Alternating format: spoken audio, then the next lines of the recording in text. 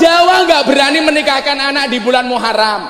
Katanya apa? Karena Nyi Roro Kidul katanya menikahkan anaknya di bulan Muharram, di bulan Suro. Lah aku takon, lak ben taun Nyi Roro Kidul kuwi mantu ge anake piro? Ayo mumpung bulan Suro, minta sama Allah.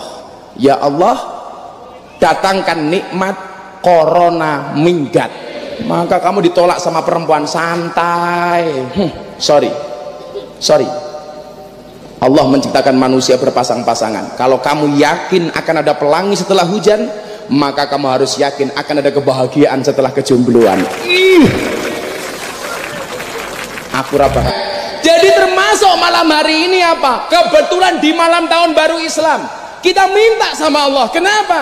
Karena di bulan Muharram begitu banyak doa Nabi dan Rasul yang diijabah oleh Allah. Termasuk doanya Nabi Adam untuk bertemu dengan Siti Hawa. Setelah berpisah ratusan tahun, dia minta ketemu dengan Siti Hawa. Dia berdoa kepada Allah, ya Allah, aku kangen dengan istriku Siti Hawa. Sampai kemudian Nabi Adam berdoa menggunakan sholawat, ya Allah, demi kemuliaan nama Muhammad yang tercantum di pintu surga, tolong pertemukan aku dengan istriku Siti Hawa. Langsung dibalas oleh Allah di bulan Muharram. Ketemu. Maka saya itu agak tersinggung, kok orang justru ketakutan dengan bulan Muharram yang kata orang Jawa namanya bulan Suro. Bulan Suro itu dari istilah Asyura. Orang Jawa ngomong Asyura susah, akhirnya depannya hilang jadi Suro. Untung yang hilang depannya, coba kalau belakangnya.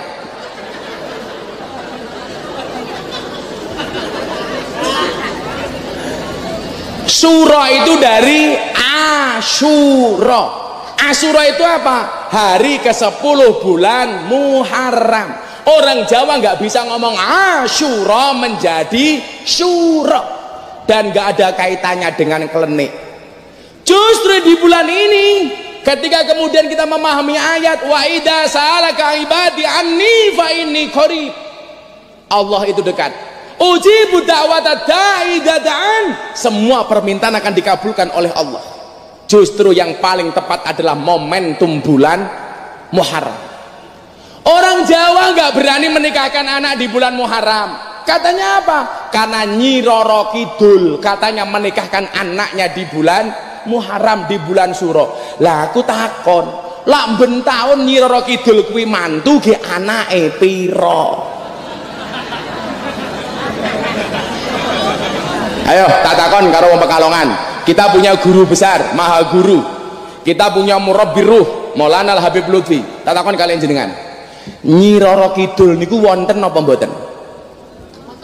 Ayo, arep ngomong wonten rong tahun delok.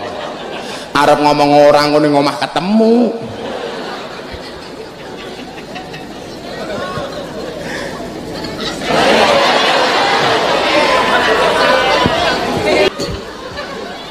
Saya meyakini ini supaya akidah kita ini benar. Toh kemudian apa? Salah satu ciri orang beriman itu apa? Alladzina yu'minuna bil ghaib, percaya dengan yang ghaib. Termasuk apa yang ghaib itu? Setan, jin, itu ghaib. Karena apa? Jenis setan itu kan ada dua, minal jinnati wan nas, dari golongan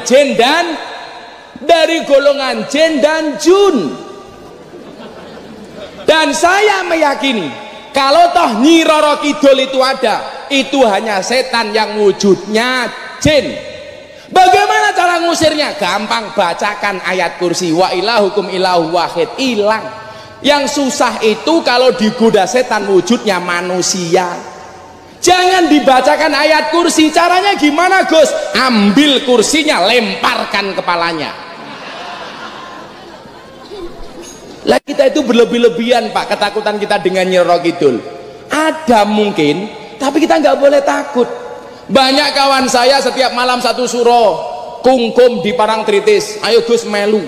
Katanya apa? Tabarukan ngalap berkah karo Kanjeng Nyi Roro Kidul.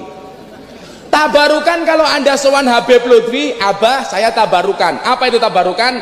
Alap berkat, mencari berkah dari Habibana. Boleh. Wong ngalap berkah kok sangka Nyi Roro Kidul. Saya pernah punya pengalaman Pak.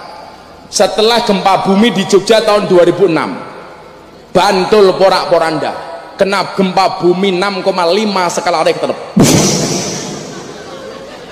Kan gempa bumi, masa gempa bumi pes. Setahun kemudian Pak, saya diminta sama Kementerian Kelautan untuk sosialisasi gempa bumi dan tsunami. Tahun 2007 Pak, sosialisasi gempa bumi dan tsunami di Bantul. Waktu itu Kementerian Kelautan bilang sama saya begini, tolong Gus Miftah sampaikan bahwa gempa bumi itu fenomena alam. Kalau dari pandangan agama seperti apa? Lah saya bilang, ma asoba mim musibatin illa biidnillah. Tidaklah musibah itu terjadi kecuali atas izin Allah, termasuk gempa bumi. Maka jangan percaya kalau ada orang mengatakan Bantul itu gempa bumi gara-gara Nyi Roro Kidul marah. Waktu itu saya teriak, masih ada potongan videonya, jangan percaya dengan Nyi Roro Kidul. Kalau tak kemudian gempa bumi itu ada, semuanya atas izin Allah, bukan karena Nyi Roro Kidul. Aku rawati nyuwun sewu, banyu Segoro Kidul di Pantai Depok itu naik ke darat Pak. Orang-orang Bantul semuanya lari, jamaah pengajian lari. Nyi Roro Kidul ngamuk, Nyi Roro Kidul ngamuk. Langsung saya bilang, endi lah Nyi Roro Kidul metu rene tak rabine. Aku jarene ayu kok. Dan Anda tahu apa yang terjadi? Banyune Segoro balik lagi ke laut. Barangkali Nyi Roro Kidul takut ketemu saya, tidak siap melihat cowok ganteng. Saya mengatakan begini, alladzina yu'minuna bil ghaib itu termasuk hal-hal yang kasat mata. Kita harus percaya, tapi bukan kemudian kita diperbudak dengan keyakinan seperti itu. Kita itu kebablasan Pak, kebablasan. Nikah ke anak di bulan Suro nggak berani. Saya dulu menikahnya di bulan Suro. Justru ketika itu kemudian mertua saya menolak. Lagi bulan Suro, kulo ora urusan. Lah kulo harus menikahi anak Anda, tolong nikahkan saya di bulan ini. Mertuaku mumet ndase. Arep ditompo calon mantune ngeyelan. Ora ditompo kok ganteng temen.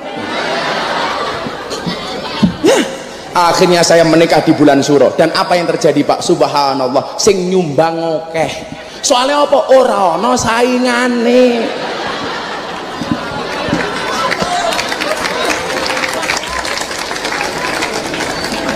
Ibu bapak, orang Jawa itu memang ada nama ilmu, namanya ilmu klenik. Contoh ilmu weton. Orang Jawa ada weton, paing, legi, apa namanya, kliwon dan lain sebagainya. Ilmu weton itu boleh dipelajari tapi tidak boleh diyakini. Contoh begini, ilmu weton itu untuk ilmu titen. Contoh acara di Kanjus Sholawat itu yang gede di hari Jumat Kliwon, sehingga orang-orang se-Indonesia sudah tahu kalau Jumat Kliwon itu ada acara di tempatnya Abah Lutfi di Kanjus Sholawat. Itu namanya ilmu titen. Contoh, saya lahirnya Minggu Pahing, maka saya bikin pengajian di pondok malam Ahad Pahing. Saya nggak perlu nyebar undangan, orang-orang tahu kalau pengajian di tempat Gus Miftah itu ada malam Minggu Pahing. Itu namanya ilmu titen, boleh dipelajari, nggak boleh diyakini. Saya menikahkan santri saya dari Pati dengan anak Gunung Kidul, ibunya nggak berani menikahkan. Gara-gara apa? Yang laki-laki wetone wage, yang perempuan pahing, katanya geyeng. Loh saya bilang, lak wage karo pahing yo geyeng, wage karo wage gege, wage karo kliwon gewon, wage karo legi geli. Saya tanya, kenapa ibu tidak berani menikahkan anak ibu? Karena dukun di Pati mengatakan, kalau saya menikahkan anak saya wage dengan pahing, saya sebagai ibunya mati duluan. Saya jawab, lak mboke mati dhisik iki ya lumrah, wong luweh tuwa. Goblok aku. Justru mohon maaf, bulan Suro ini banyak doa Nabi dan Rasul yang dikabulkan oleh Allah. Nabi Adam ketemu dengan istrinya bulan Suro. Nabi Ibrahim dibakar sama Namrud tidak mempan, terjadi di bulan Suro. Nabi Nuh perahunya selamat, terjadi di bulan Suro. Nabi Yunus dimakan ikan, keluar dari perut ikan, terjadi di bulan Suro. Tenggelamnya Fir'aun yang memusuhi Nabi Musa terjadi di bulan Suro. Nabi Musa selamat dari kejaran Fir'aun juga terjadi di bulan Suro. Ayo, mumpung bulan Suro, minta sama Allah, ya Allah, datangkan nikmat corona minggat. Amin.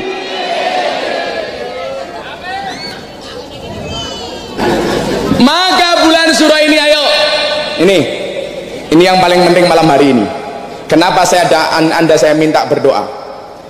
La yamuddu ta'akhuru amadil ato' mal ilhai fi du'a mujiban liyasika, kata Ibnu Athaillah. Jangan pernah berputus asa.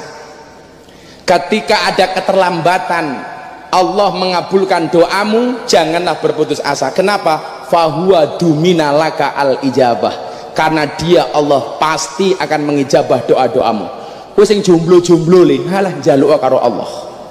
Ya Allah, bila dia jodohku, jadikan dia istriku ya Allah. Namun bila dia bukan jodohku, cabut saja nyawa jodohnya ya Allah.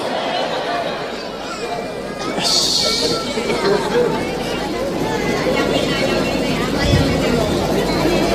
Ini minta sama Allah di bulan Suro ini.